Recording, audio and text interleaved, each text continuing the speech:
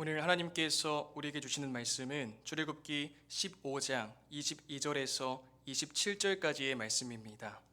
구약성경 출애굽기 15장 22절에서 27절까지의 말씀입니다. 구약 86페이지에 있습니다.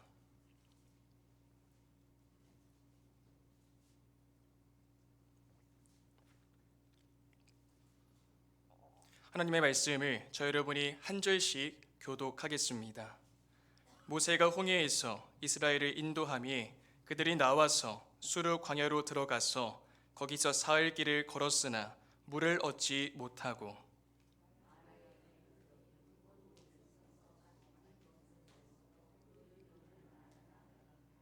백성이 모세에게 원망하여 이르되 우리가 무엇을 마실까 하매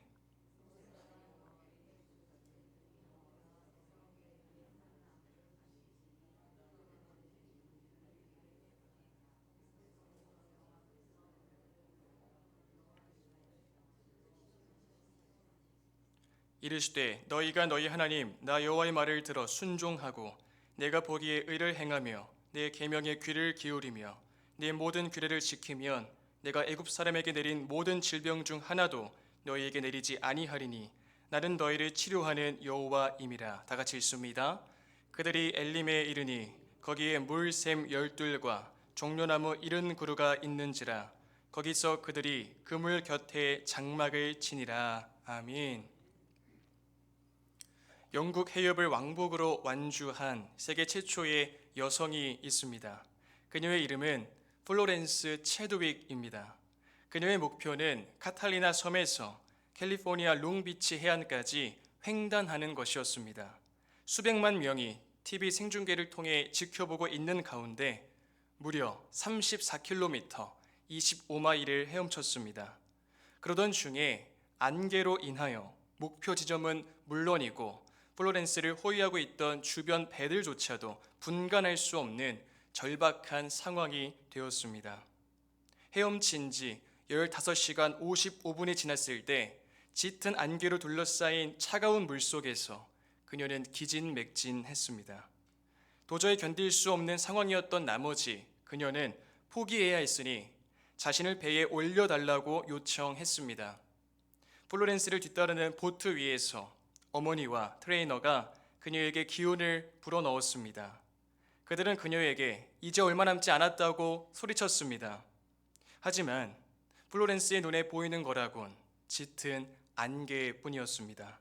그들은 그녀에게 중단하지 말라고 계속해서 소리쳤습니다.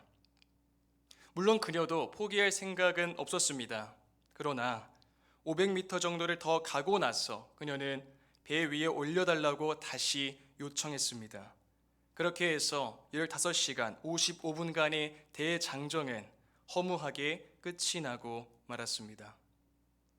그런데 여기서 충격적인 사실이 하나 있습니다.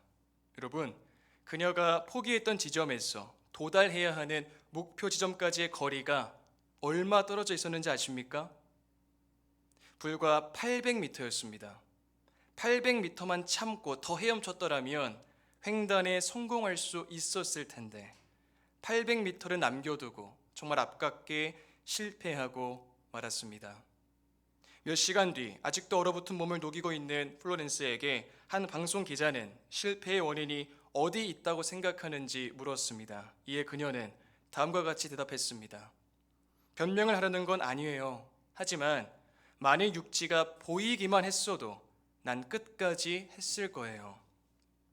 그녀를 패배시킨 것은 추위나 피로 따위가 아니었습니다. 그것은 안개였습니다. 짙은 안개 때문에 그녀는 자신의 목표 지점을 제대로 볼 수 없었던 것입니다. 이에 굴하지 않고 2달 뒤에 플로렌스는 다시 도전했습니다. 야속하게도 더욱 짙은 안개가 그녀의 시야를 가렸습니다. 하지만 그녀는 상상을 통해 저 안개 뒤편 어딘가에 자신이 눈으로 직접 확인했던 캘리포니아 해변의 아름다운 모습을 마음속에 그리면서 강한 확신을 가지고 힘차게 헤엄쳤습니다. 그리하여 플로렌스 체드윅은 산타 카탈리나 해협에서 캘리포니아 해변을 무려 13시간 47분 만에 헤엄쳐서 건넌 최초의 여성이 됐습니다. 남성이 세운 기록을 2시간이나 단축한 대단한 기록이었습니다. 기자들이 또 물었습니다. 이번에도 짙은 안개가 있었는데 어떻게 성공할 수 있었습니까? 그녀가 대답했습니다. 이번에는 비록 눈에 보이진 않아도 제가 마음속으로 목표 지점을 보고 있었기 때문에 끝까지 헤엄칠 수 있었습니다. 여러분, 많은 사람이 각자의 목표를 가지고 부단히 노력하며 최선을 다해 도전하고 애쓰다가 포기를 합니다.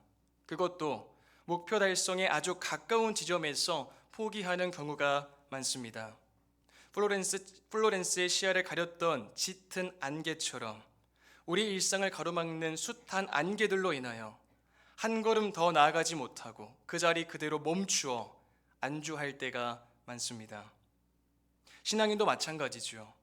하나님이 주신 사명을 붙들고 맡기신 삶의 자리에서 치열한 하루하루를 살아내다가도 짙은 안개가 시선을 가리고 그 안개로 인해 하나님을 향한 열정마저도 점점 가려지다 보면 어느새 세상의 가치와 타협하고 있는 우리 모습을 발견하게 됩니다. 오늘 우리가 함께 읽은 본문 속에 등장하는 이스라엘 백성도 이와 아주 흡사한 반응을 보였습니다. 이스라엘 백성의 반응을 관찰하기에 앞서서 오늘 본문의 시점까지의 흐름을 먼저 살펴보겠습니다. 출애굽기는 하나님께서 족장들에게 하신 약속을 따라 이스라엘 백성을 이집트로부터 구원하신 것과 그 이후에 1년간의 광야 생활을 기록한 책입니다. 창세기 15장 12절에서 16절입니다. 해 질 때에 아브라함에게 깊은 잠이 임하고 큰 흑암과 두려움이 그에게 임하였더니 여호와께서 아브라함에게 이르시되 너는 반드시 알라 내 자손이 이방에서 객이 되어 그들을 섬기겠고 그들은 400년 동안 내 자손을 괴롭히리니 그들이 섬기는 나라를 내가 징벌할지며 그 후에 내 자손이 큰 재물을 이끌고 나오리라. 너는 장수하다가 평안히 조상에게로 돌아가 장사될 것이요 내 자손은 4대 만에 이 땅으로 돌아오리니 이는 아모리 족속의 죄악이 아직 가득 차지 아니함이니라 하시더니 한마디로 출애굽기는 세상의 가치에 속한 이방 국가로부터 이스라엘을 불러내어 하나님 나라의 백성으로 만드는 하나님의 역사를 담고 있습니다. 이집트에서 바로의 노예로 살던 그곳에서 하나님 나라의 백성으로 구원받은 이스라엘이 하나님 나라 백성으로서의 정체성을 확립하기 위하여 시내산에서 하나님 나라의 법인 율법을 받습니다. 그리고 약속의 땅인 가나안으로 가는 광야의 긴 여정 동안 주의 백성과 함께 하실 하나님을 상징하는 성막의 설립도 이루어집니다. 다시 말해 출애굽기는 이집트에서 시내산까지의 여정 그리고 율법과 성막을 받는 사건을 다루고 있다고 말할 수 있습니다. 그 가운데 주된 내용은 이집트의 상황 및 광야 생활입니다. 여러분, 세계 역사의 척도가 되는 이집트 역사를 성경 속에서 다루고 있다는 것은 너무나 설레고 가슴 벅찬 일입니다. 하나님은 거대한 이집트 역사를 배경으로 설정하시고 하나님이 세우신 믿음의 용사를 주인공으로 캐스팅하신 후에 당대 최고의 권력을 지닌 파라오를 조연으로 삼으셔서 하나님 나라 구원의 역사를 하나님의 시간표 안에서 가장 정교하고 다채롭게 연출해 가십니다. 이렇게 하나님의 구원 프로젝트의 중요한 역사적 배경이 되는 이집트는 당시 어떤 지리적, 문화적, 종교적 특징을 가지고 있었을까요? 이집트는 아프리카 대륙 동북단에서 찬란한 문명의 꽃을 피웠습니다. 당시 수도는 룩소였는데 모세가 여기에서 자랐습니다. 삼각주 동쪽 부근에는 고센이 있습니다. 요셉이 가족을 이곳에 머물도록 했죠. 그 이유는 언제든지 하나님이 부르시는 때에 가나안에 갈 수 있도록 한 것입니다. 또한 이집트는 나일강의 선물이라는 말이 있을 정도로 이 나일강을 중심으로 크게 발전했습니다.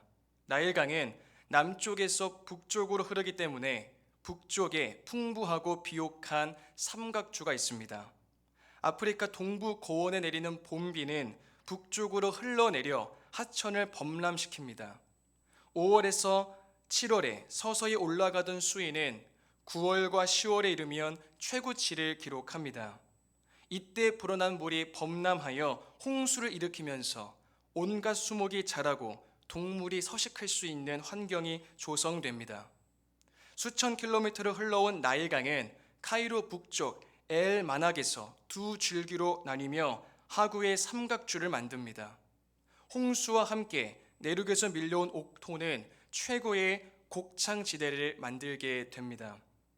이처럼 이집트인들에게는 매년 범람하여 자연의 선물을 안겨주는 나일강의 홍수가 하나의 순환이고 우상 숭배의 대상이었습니다. 이집트의 계절은 세 가지로 구분되는데 나일강이 범람하는 7월에서 10월은 농한기, 물이 빠진 11월에서 2월은 파종기, 3월에서 7월은 추수기입니다. 나일강이 이렇게나 중요한 만큼 출애굽 직전에 10가지 재앙도 바로 이 나일강과 깊은 관련이 있습니다. 이집트는 다신교로서 주로 나일강과 연관된 곤충과 동물을 많이 숭배했습니다. 출애굽 10가지 재앙에 나오는 곤충은 그들이 섬기는 신들이었는데 하나님께서는 10가지 재앙을 통해 이 모든 우상을 심판하시고 하나님만이 유일한 참 신이시며 참된 창조주이심을 선언하신 것입니다. 이러한 역사적 배경 속에서 출애굽기 1장 1절부터 오늘 본문 바로 직전인 15장 21절까지의 내용을 간추려 보면 먼저 창세기 46장 6절과 7절의 말씀대로 70여 명으로 이집트에 들어갔던 야곱의 가족들이 400년의 기간 동안 200만 명 이상의 인구로 불어나게 됩니다. 이집트에서 이스라엘 백성들이 급속도로 번성하게 된 것입니다. 이집트 왕 파라오는 요셉의 후손들이 너무 많이 성장하고 번성하는 일에 대해 두려움과 위협을 느끼고 이스라엘을 압제하기 시작합니다. 왜냐하면 요셉의 은혜를 입은 왕조는 몰락하고 새로운 왕조가 세워졌는데 이 당시 왕권을 차지했던 파라오는 전통적으로 이어져 왔던 왕조가 아니라 쿠데타를 일으켜서 일시적으로 이집트 정권을 차지했던 소수 민족이었기 때문입니다. 그들이 볼 때는 이스라엘이 자기네와 같은 소수 민족이고 이집트 로열 패밀리도 아닌데 몸집이 너무 빠르게 커지니까 혹시 자기들처럼 쿠데타를 일으켜서 이집트 왕권을 차지할까 두려워했던 것입니다. 그래서 새 왕조의 왕은 이스라엘 백성을 핍박하게 되고 심지어 유아들을 죽여서라도 그들의 세력을 감소시키려 했습니다. 하지만 파라오의 계획은 그의 공주로 인해 왕실에서부터 실패하게 되고 히브리 산파들이나 모세의 어머니 요게벳과 같이 하나님을 유일한 통치자로 믿는 믿음의 여인들에 의해서 좌절되었습니다. 하나님께서는 이집트의 압제 아래 고통당하는 이스라엘의 부르짖음을 들으시고 그들을 돌보십니다.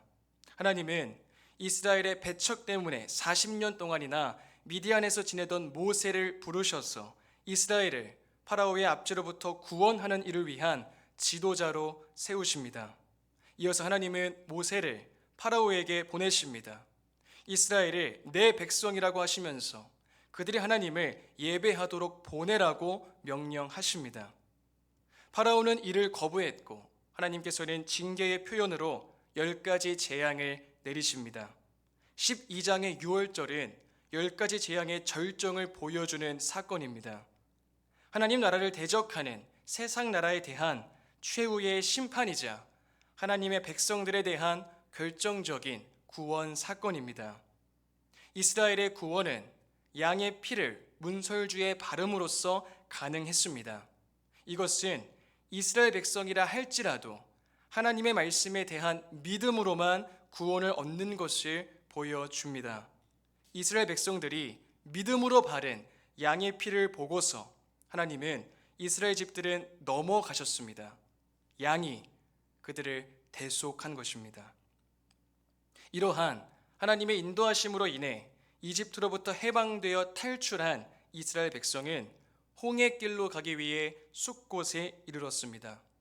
하나님은 이들을 돌려 광야 끝인 에담 광야길, 사람들이 가장 이용하지 않는 길로 인도하십니다. 광야에 접어들자 하나님은 구름 기둥과 불 기둥을 준비하셨습니다. 광야는 그늘이 없으면 견디기가 매우 힘든 곳입니다. 지중해 주변의 건조한 지방에서는 그늘에 들어가면 그나마 견딜만 하다고 합니다. 하나님은 그늘이 될 뭉게구름을 준비하셨고 기온이 급강하는 밤에는 따뜻한 불기둥을 준비하셨습니다. 미리 준비된 선행하는 하나님의 은혜가 없었다면 이스라엘의 광야 생활은 불가능했을 것입니다. 그렇지만 구름 기둥과 불 기둥을 따라간다고 해서 늘 평탄대로는 아니었습니다. 완악해진 파라오는 마음을 고쳐먹고 이스라엘을 추격하기 시작합니다. 하나님은 막다른 골목으로 이스라엘을 인도하시죠.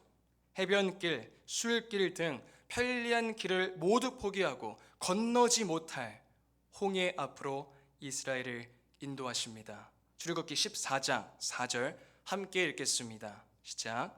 내가 바로의 마음을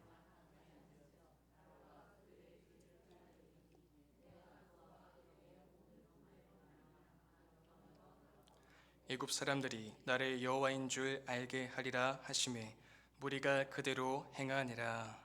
하나님은 숱한 우상들을 숭배하고 자기 자신의 힘을 의지하는 이집트를 완전히 꺾어버릴 계획을 세우신 것입니다. 더 이상의 추격도 더 이상의 미련도 없이 오직 여호와 하나님을 두려워하도록 만들기 위한 하나님의 작전이었습니다. 이렇게 깊으신 하나님의 뜻을 알 리 없는 노예 출신의 이스라엘 백성은 몰려오는 이집트 군사들의 마음이 빼앗겨 두려워하면서 모세를 원망했습니다.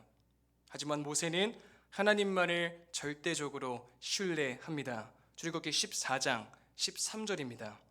모세가 백성에게 이르되 너희는 두려워하지 말고 가만히 서서 여호와께서 오늘 너희를 위하여 행사하시는 구원을 보라. 너희가 오늘 본 애굽 사람을 영원히 다시 보지 아니하리라. 이제 드디어 출애굽의 클라이맥스에 이르게 됩니다. 하나님은 때가 되자 모세에게 바다를 향하여 지팡이를 내밀라고 하십니다. 그러자 강한 동풍이 밤새도록 불어서 바다를 말렸습니다. 이와 같은 광야의 동풍은 아라비아 사막에서 이집트나 이스라엘로 불어오는 먼지와 열기입니다. 특히 유다 산지 동쪽에서 부는 동풍은 유대의 광야를 만듭니다. 출애굽기 14장 21절입니다. 모세가 바다 위로 손을 내밀매 여호와께서 큰 동풍이 밤새도록 바닷물을 물러가게 하시니 물이 갈라져 바다가 마른 땅이 된지라. 만약 동풍이 아닌 서풍이 불었다면 지중해에서 불어오는 습한 바람으로 홍수가 났을 것입니다. 이스라엘은 새벽 이전 어두울 때 갈라진 바다를 건넜고 새벽에 이집트 군대가 들어올 때는 바닷물이 다시 제자리로 돌아갔습니다. 강한 바람, 거친 바닷길, 아직 채 마르지 않은 질퍽한 해저는 완전 무장한 이집트의 병사와 마병, 특히 병거에게 치명적이었습니다. 바람과 열악한 길에 방황하던 군사를 물러갔던 바닷물이 다시 돌아와 덮쳤습니다. 순식간에 벌어진 일이었습니다. 홍해의 기적은 이집트뿐만 아니라 이스라엘 백성에게도 큰 영향을 미쳤습니다. 이 역사적인 사건은 이스라엘의 영원한 출애굽 이야기의 소재가 되었고 이집트에 대한 미련을 버리는 영적 계기가 되었습니다. 이후에 나일과 태양에 기초한 이집트의 신은 이스라엘 역사에서 등장하지 않게 됩니다. 이러한 홍해 도하의 기적을 체험한 후에 이스라엘 백성들은 수르 광야에서 사흘 길을 걸었으나 물을 얻지 못하고 마라에 도착합니다. 너무나 목이 말라서 한시라도 빨리 물을 마시고 싶었지만 물이 써서 도무지 마실 수가 없었습니다. 오늘 본문 22절과 23절 함께 읽겠습니다. 시작. 모세가 홍해에서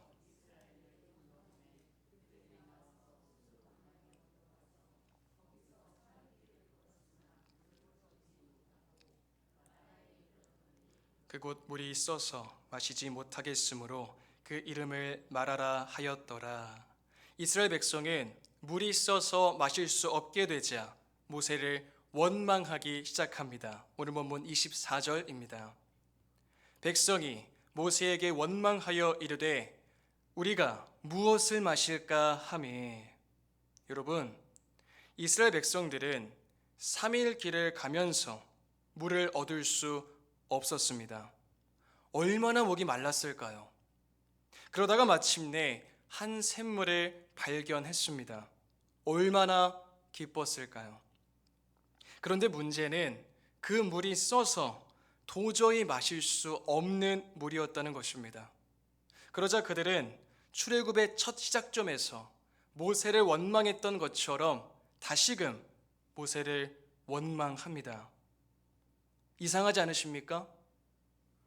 만일 이와 유사한 상황이 오늘날을 살아가는 저와 여러분의 일상에서 일어난 일이라면, 집에 정수기가 고장나서 구매한 생수가 다 떨어져서 수돗물에 녹이 섞여 나와서 하루 종일 물을 마시지 못했다면 불평할 수도 있습니다.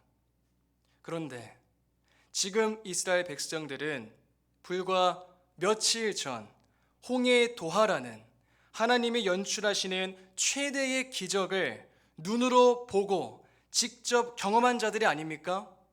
그랬던 그들이 자신들을 향한 하나님의 선하신 손길, 하나님의 구원 역사, 하나님의 일하심을 신뢰하지 못한 채 그저 모세에게 인간적인 원망만을 퍼붓고 있는 것입니다.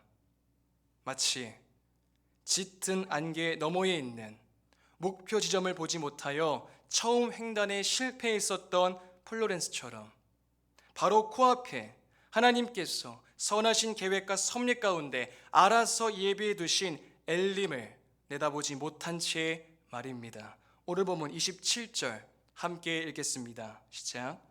그들이 엘림에 이르니 거기에 물샘 열둘과 종려나무 70그루가 있는지라 거기서 그들이 그 물 곁에 장막을 치니라. 아멘.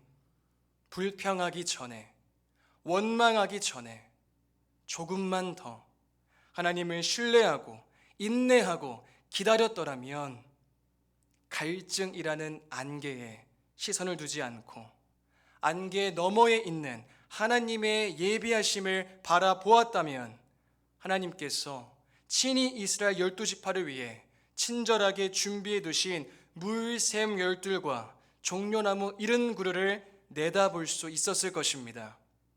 하지만 믿음과 신뢰가 부족했던 그들은 그러지 못했습니다. 짙은 안개에 시야가 가려졌습니다. 사랑하는 여러분, 하나님이 예배해 두신 기적의 선물이 바로 목전에 있음에도 여러 가지 불리해 보이는 조건이나 불가능해 보이는 환경으로 인해 하나님과 사람 앞에 불평과 불만을 토로하면서 믿음의 길에서 중도 하차하는 안타까운 경우들이 많이 있습니다. 인생길을 걷다 보면 하나님이 우리를 위해 준비해 놓으신 우리 각 사람에게 가장 최적화된 황홀한 목표를 가리는 안개들이 자주 나타납니다. 여러분, 더 이상 그 안개들에 속지 마시길 바랍니다. 실패를 보약 삼아 두 번째 횡단 도전엔 성공할 수 있었던 플로렌스 체드윅처럼 삶의 안개가 짙어지면 짙어질수록 좌절하고 절망하고 포기하는 것이 아니라 하나님이 준비해 두신 오롯이 주님 자녀 한 사람 한 사람을 위한 맞춤형 목표 지점이 더 가까워졌다고 생각하면서 인내로 신앙의 경주를 계속해 나갈 때 하나님이 준비하신 영적 목표 지점에 도달하고 하나님의 예비해 두신 기적의 선물을 얻고 경험하게 될 줄 믿습니다. 이 사실을 마음 깊이 새겨서 우리 삶 속에 나타나는 다양한 안개들에 속지 않고 하나님을 향한 절대적 믿음으로 짙은 안개를 뚫고 안개 너머에 있는 하나님이 손수 준비하신 축복의 선물을 바라보며 믿음으로 신앙의 경주를 끝까지 완수하는 모든 성도님이 다 되시기를 주님의 이름으로 축복드립니다. 기도하겠습니다. 하나님 아버지, 우리 삶에 어떤 짙은 안개가 드리울지라도 그 안개 너머에 기적의 선물을 예비해 두시고 우리가 하나님을 향한 절대적인 믿음으로 안개를 뚫고 안개 너머로 나아갈 때 그 과정을 통하여 우리의 신앙이 한층 더 성장하고 깊어질 수 있음을 믿습니다. 예배한 우리 모두가 그러한 하나님 나라 백성들로 삶 속에서 빚어질 수 있도록 역사하여 주옵소서. 예수님의 이름으로 기도드립니다. 아멘.